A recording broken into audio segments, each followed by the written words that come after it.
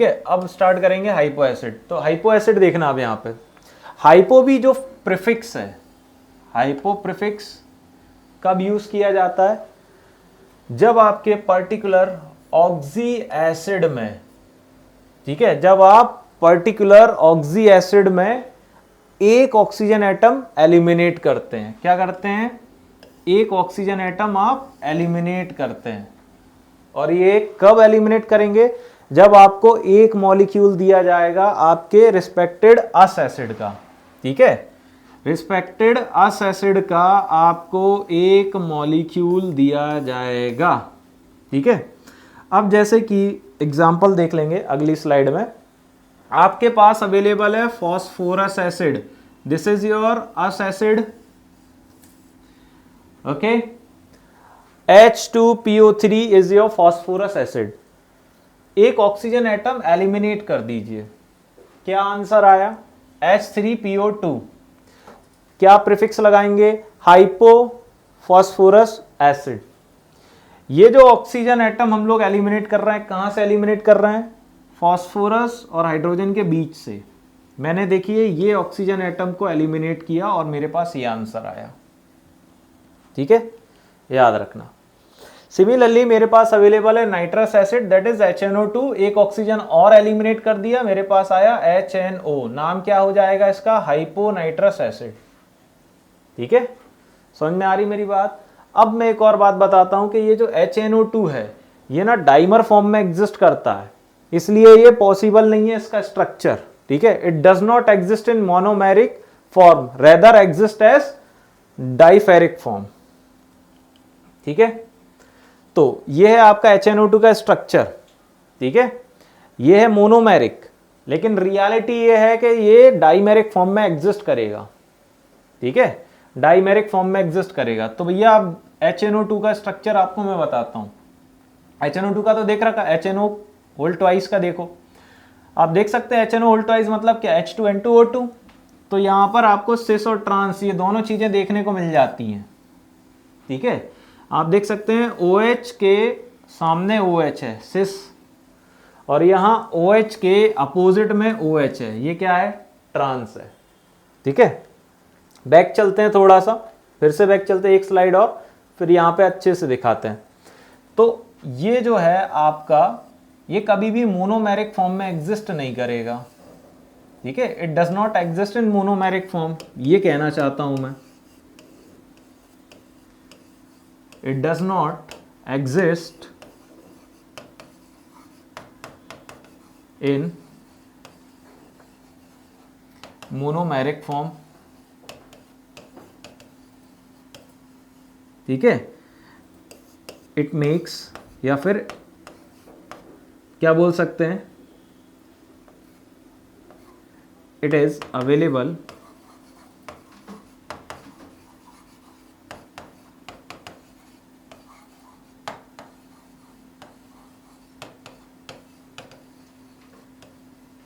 Dimeric form, ठीक है। It is available in dimeric form. समझ में आ रही मेरी बात? तो HNO का ट्वाइस ये इस तरीके से, और इसमें दो आइसोमर्स बता दिए मैंने, ठीक है। फिर आता है आपका HClO2 जिसका नाम है क्लोरस एसिड, ठीक है। जब हम लोग एक ऑक्सीजन एलिमिनेट कर देंगे तो ये बन जाएगा HClO, ये क्या हो जाएगा? हाइपोक्लोरस एसिड, ठीक है, ओके। अब एक्सेप्शन की बात करेंगे, हमारे पास है सल्फ्यूरस एसिड। सल्फ्यूरस एसिड क्या है बेटा? H2S2O3, एक ऑक्सीजन एलिमिनेट करेंगे, ये हो जाएगा H2S2O2। अब ये जो आपके पास इस वक्त अवेलेबल है that is known as also sulphoxylic acid, ठीक है, नॉट हाइपोसल्फ्यूरस एसिड। समझ में आ रही मेरी बात? अब इसको हाइपो मत समझने बैठ जाना, ठीक है। ये आपका हाइपोसल्फ्यूरस एसिड नहीं है। अब हम बात करेंगे किसके बारे में? अगले एसिड की वैरायटी, और वो क्या है? पर एसिड, ठीक है, पर एसिड है भाई। पर भी एक प्रीफिक्स है। ये कब यूज किया जाता है? ये तब यूज किया जाता है जब किसी पर्टिकुलर ऑक्सी एसिड में एक ऑक्सीजन एटम ऐड करेंगे। किस में ऐड करना है? पेरेंट एक एसिड में, और वो भी उसके एक मॉलिक्यूल में। कैसे? आपके पास अवेलेबल है सल्फ्यूरिक एसिड लाइक H2SO4, एक ऑक्सीजन ऐड कर दीजिए, आपका मॉलिक्यूलर फॉर्मूला कन्वर्ट हो जाएगा H2SO5 में। अब आप पर प्रीफिक्स यूज कर सकते हैं। जो पहले सल्फ्यूरिक एसिड हुआ करता था, अब वो पर सल्फ्यूरिक एसिड बन जाएगा।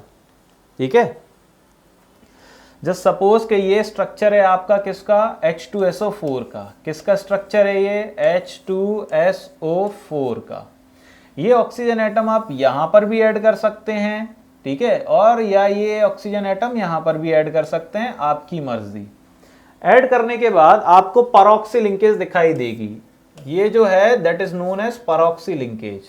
ठीक है, ये एक्चुअल में है क्या? पर मोनोसल्फ्यूरिक एसिड, पर मोनोसल्फ्यूरिक एसिड। ठीक है, अब आपके पास अवेलेबल है phosphoric acid like this H3PO4। इसमें जैसे ही आप एक ऑक्सीजन ऐड कर देंगे, फॉर्मूला चेंज हो जाएगा, बन जाएगा H3PO5। ठीक है, जो पहले फॉस्फोरिक एसिड था वो अब पर फॉस्फोरिक एसिड के नाम से जाना जाएगा। ठीक है, ये ऑक्सीजन एटम आप फॉस्फोरस और ऑक्सीजन के बीच में भी ऐड कर सकते हो, और आप चाहो तो यहां पर भी इसको ऑब्जर्व कर सकते हो, ऑक्सीजन और हाइड्रोजन के बीच। तो यहां पर भी आपको परऑक्सी लिंकेज दिखाई दे जाएगी। ठीक है, ये एक्चुअल में क्या बन गया है? पर मोनोफॉस्फोरिक एसिड। ठीक है, और सिमिलरली आपको एक इंपॉर्टेंट बात तो मैं बताना भूल ही गया था, और वो इंपॉर्टेंट बात ये थी कि ये जो H2S2O5 था, इसे कैरोज एसिड भी कहते हैं। नाम याद रख लेना, इंपॉर्टेंट है इसलिए बता दे रहा हूं। फिर हमारे पास कहीं से आता है नाइट्रिक एसिड, ठीक है, HNO3। अब इसमें जब आप ऑक्सीजन को ऐड करेंगे, फॉर्मूला चेंज हो जाएगा HNO4 में। जो पहले नाइट्रिक एसिड था, अब वो पर नाइट्रिक एसिड बन जाएगा। ठीक है, अब ये ऑक्सीजन एटम आप यहां पे भी ऐड कर सकते हो, यहां पर भी ऐड कर सकते हो, आपकी मर्जी। यहां पर भी आपको परऑक्सी लिंकेज दिखाई दे जाएगी। ठीक है, फिर है हमारे पास क्लोरिक एसिड HClO3। जब आप इसमें ऑक्सीजन एटम ऐड करोगे तो फॉर्मूला चेंज हो जाएगा HClO4 में, नाम हो जाएगा क्लोरिक एसिड से पर क्लोरिक एसिड। ये ऑक्सीजन एटम आप क्लोरीन और ऑक्सीजन के बीच में भी ऐड कर सकते हो, और आप चाहो तो हाइड्रोजन और ऑक्सीजन के बीच में भी ऐड कर सकते हो, आपकी मर्जी। ठीक है, समझ में आ रही मेरी बात? तो अब यहां पे क्या आपको दिखाई देगा? परऑक्सी लिंकेज दिखाई देगी। तो परऑक्सी लिंकेज में यहां दिखा देता हूं, ठीक है, या फिर मैं इसको बना के ही दिखा देता हूं नॉर्मली। इस स्ट्रक्चर को थोड़ा इग्नोर मार देना, अच्छे से बना के दिखा देता हूं।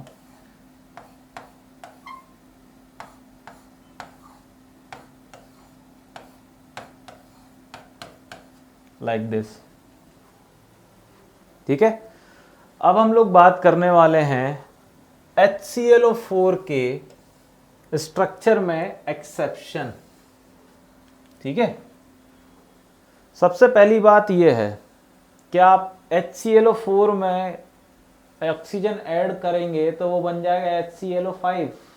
रुको जरा, there is no peroxy linkage, यानी कि परऑक्सी लिंकेज नहीं है, because further expansion in halogen is possible for HbRO4 HiO4। ठीक है, सो स्ट्रक्चर पॉसिबल है बट HClO4 के लिए नहीं।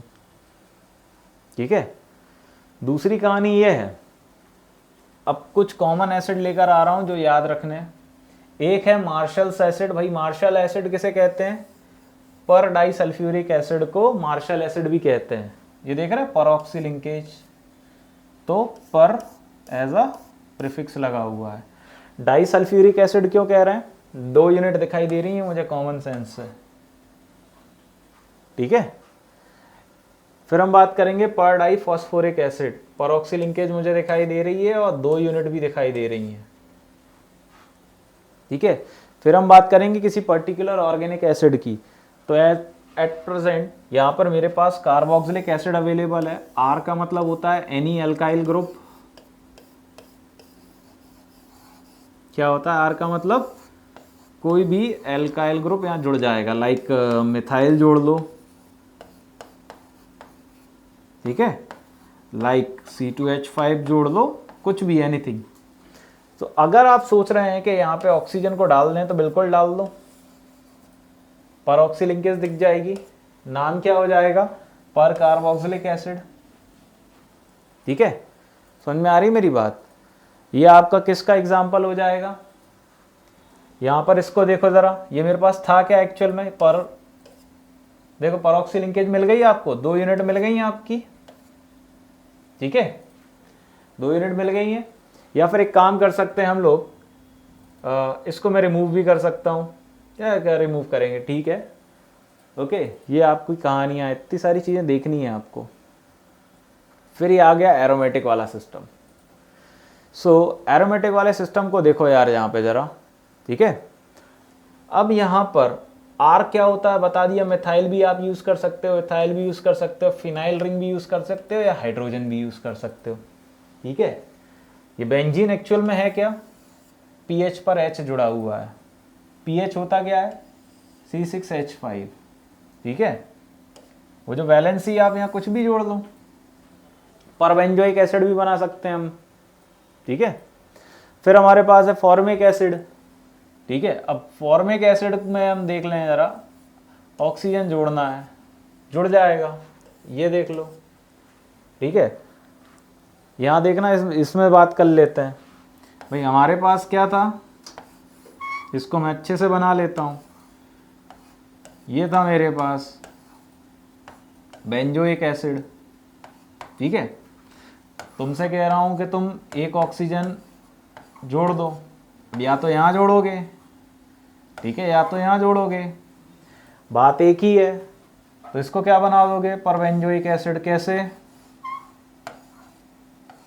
परऑक्सी लिंकेज आपको यहाँ पे जनरेट होती हुई नजर आ जाएगी, ये रही परऑक्सी लिंकेज। ठीक है, समझ गए, ये यहाँ पे इसकी कहानी हो गई। देन एसिटिक एसिड है आपके पास, यार यहाँ जोड़ सकते हो या तो यहाँ जोड़ सकते हो, बस इतना देखना होता है कि ये एक एसिड है या नहीं। पैरासिटिक एसिड हो गया, ये देखो परऑक्सी लिंकेज आ गई। ठीक है, ये परबेंजोइक एसिड बना दिया मैंने, वो देखो परऑक्सी लिंकेज जो अभी बनाया था वो। ठीक है, अब समरी क्या कहती है नेमिंग ऑफ ऑक्सी एसिड्स की, समरी ये कहती है कि मेटा एसिड्स कब बनाए जाते हैं, जब आपके पास कोई पेरेंट एसिड है, इसमें आप एक एसिड भी जोड़ सकते हैं, ठीक है, और अस एसिड के साथ भी खेल सकते हैं। आपको करना क्या होता है, एक वाटर का मॉलिक्यूल निकालना होता है, चाहे वाटर का मॉलिक्यूल आप एक एसिड में से निकालो, अस एसिड में से निकालो। ठीक है, पायरो में क्या सीन होता है, आपके पास 2 पेरेंट एसिड हैं, अब वो पेरेंट एसिड कोई से भी हो, चाहे वो पेरेंट एसिड एक एसिड हो या वो पेरेंट एसिड अस एसिड हो, 2 होने चाहिए, 2 में से एक वाटर निकालेंगे। ठीक है, यहां एक होना चाहिए, एक में से एक निकालेंगे या 2 में से एक निकालेंगे कॉमन। हाइपो की कहानी क्या कहती है कि आपके पास जो पेरेंट एसिड है, पहली बात तो वो अस एसिड होना चाहिए और उसमें से एक ऑक्सीजन एटम निकालोगे। ठीक है, और जो पर एसिड है, पर कब लगाते हैं हम लोग, आपके पास पेरेंट एक एसिड है, उसमें ऑक्सीजन जोड़ना है। ठीक है, ये समरी है आपके एसिड की, समझ गए होगे। रिपीट कर देता हूं, मेटा प्रीफिक्स कब लगेगा, एक पेरेंट एसिड, चाहे वो एक हो चाहे वो अस हो, एक वाटर निकाल लो। पायरो प्रीफिक्स कब लगेगा, 2 पेरेंट एसिड, चाहे वो एक हो चाहे वो अस हो, कॉमन एक वाटर मॉलिक्यूल। हाइपो कब लगेगा, पेरेंट अस एसिड में एक ऑक्सीजन निकालोगे तब। पर कब लगेगा, पेरेंट एक एसिड में ऑक्सीजन जोड़ोगे तब लगेगा। ठीक है, तो यहां खत्म होती है कहानी किसकी, आपके ऑक्सी एसिड के मेटा, पायरो, हाइपो और पर प्रीफिक्स लगाने की। ठीक है, नेमिंग ऑफ ऑक्सी एसिड खत्म होता है यहां पे। अब हम लोग नया टॉपिक स्टार्ट करेंगे इसके बाद जो आएगा। ठीक है, मेरी बात अच्छे से सुनना, अब कुछ जनरल एसिड्स के बारे में बात कर लेते हैं। ठीक है, समरी तो हो गई अपनी, अब तो कुछ जनरल एसिड्स की बात अब मैं करने वाला हूं। जो सपोज के मेरे पास एक एसिड है, ठीक है, बट वो एसिड थोड़ा अलग टाइप का है, P5O16 - अभी मैं इसको एसिड नहीं बोलूंगा because we don't have any kind of replaceable hydrogen here. Actually जो P5O16 7 माइनस है वो बनता कब है, जब आप लोगों ने कितनी यूनिट ली होंगी, 5 यूनिट ली होंगी, किसकी, आपके H3PO4 की। जब आपने अपने रिस्पेक्टिव H3PO4 की कितनी यूनिट ली होंगी, 5 यूनिट, यानी कि P, ये यहां पे एक ये, ठीक है। जब आपने अपने रिस्पेक्टिव एसिड की कितनी यूनिट ली होंगी, 5 यूनिट ली होंगी, ठीक है, 5 यूनिट ली होंगी, यानी कि आपने यहां से एक बार H2O निकाला, यहां से आपने दूसरी बार H2O निकाला, यहां से आपने थर्ड टाइम H2O निकाला, जस्ट अ मिनट, आपने थर्ड टाइम H2O निकाला यहां से, और फिर आपने फोर्थ टाइम H2O निकाला, यानी कि 5 यूनिट में से आपने 4 टाइम्स H2O निकाला, रिलीज किया। उसी के साथ साथ आप यहां से एक एक H+ आयन भी रिमूव करते जा रहे हैं और आपके पास क्या क्रिएट होता जा रहा है, एनायनिक कैरेक्टर, ठीक है। तो अभी ये जो कंप्लीट स्ट्रक्चर आपको दिखाई दे रहा है, ये कंप्लीट, ये एक्चुअल में अभी क्या है, ये है आपका पेंटा पॉलीफॉस्फोरिक एसिड, ठीक है, पेंटा पॉलीफॉस्फोरिक एसिड, ठीक है, समझ गए मेरी बात। नाउ तो ये कैसे बना, मैंने भाई H3PO4 से हम लोगों ने क्या किया, 4 यूनिट्स ऑफ वाटर निकाल दिया था। क्या निकाला था, 4 यूनिट ऑफ वाटर। तो कॉमन सेंस की बात है भाई, 4 यूनिट ऑफ वाटर निकालूंगा तो मेरे पास क्या बचेगा, यहाँ पे 4 बार निकालना है वाटर मेरे को। तो कॉमन सेंस की बात है, सबसे पहले तो आप ये देख लें कि ये एक्चुअल में है क्या। यहाँ पे सीधा सीधा मैं क्या लिखूंगा, यहाँ पे इसको करता हूं मैं इरेज अभी, ठीक है। इसको सिंपलेस्ट फॉर्म में लिखो जरा। हाइड्रोजन कितने हैं हमारे पास, 5 दिए, 15 हाइड्रोजन है हमारे पास, ठीक है। फास्फोरस कितने हैं हमारे पास, 5 फास्फोरस है हमारे पास, ठीक है। ऑक्सीजन कितने हैं भाई, 20। मुझे कितने वाटर निकालने हैं, मुझे इसमें से निकालने हैं 4 वाटर के मॉलिक्यूल्स, 4H2O। दैट मीन्स आप समझ रहे हैं कि मुझे कितना निकालना है भाई, 8 तो कितने निकालने हैं, हाइड्रोजन निकालने हैं, ठीक है, और 4 ऑक्सीजन निकालने हैं। सीधी सिंपल सी बात है, मेरे पास बचेगा क्या, यहाँ पे P5O16 वाला केस आ जाएगा। हाइड्रोजन रिस्पेक्टिवली मेरे पास 7 बचेंगे, तो मैंने वो भी निकाल दिया, ठीक है। ये एक एसिड का इस तरीके से समझा रहा हूँ। फिर हम लोग बात कर लेते हैं थायोनाइक एसिड की। तो थायोनाइक एसिड का जनरल कैरेक्टरिस्टिक क्या है, formula wise, that is what, H2SnO6। N की वैल्यू 2 से स्टार्ट होती है, 3 पे भी जा सकती है, 4 पे भी जा सकती है, एंड सो ऑन, ठीक है। अगर N की वैल्यू 2 है तो आप इसे क्या कहेंगे, डाइथायोनाइक एसिड। अगर N की वैल्यू 3 है तो आप इसे कहेंगे ट्राइथायोनाइक एसिड, लाइक दैट, ठीक है। समझ में आ रही मेरी बात। फिर हम आगे बढ़ते हैं अगले केस में। एक वैरायटी एसिड की हमारी ऐसी भी होती है H2SnO6, ठीक है, H2SnO6। अगर इसको एक्सप्लेन किया जाए डायग्राम की फॉर्म में, मतलब मॉलिक्यूलर स्ट्रक्चर की फॉर्म में, तो ऐसा दिखाया जा सकता है। यहाँ पे जो SSS लिंकेज है उसमें जो मिडिल वन S है N-2, वहां पे हम उसको ऐसे दिखाएंगे। अब N की वैल्यू आप कितनी लोगे, 2 तो लोगे नहीं, 2 लोगे तो भैया ये 0 हो जाएगा, 1 ले नहीं सकते, नेगेटिव हो जाएगी। 3 लोगे तब जाके कुछ बात बनेगी, यानी कि N की वैल्यू 3 से स्टार्ट होगी यहाँ पे, ठीक है। अब जस्ट सपोज कि आपने लिया H2S2O6, ठीक है, यानी कि आप इस फॉर्मूले में N की वैल्यू 2 ले रहे हो, 2 ले रहे हो, तो सिंपल सी बात है, बीच वाला S हट जाएगा, वो हट जाएगा तो ये डायरेक्ट आ गया आपका, हट जाएगा तो ये डायरेक्ट आ गया आपका। यहां से 2 HS+ आयन और निकाल लो, जस्ट सपोज के ये निकाल लिया, ये निकाल लिया, इस तरीके का बन जाएगा, ठीक है, ओके।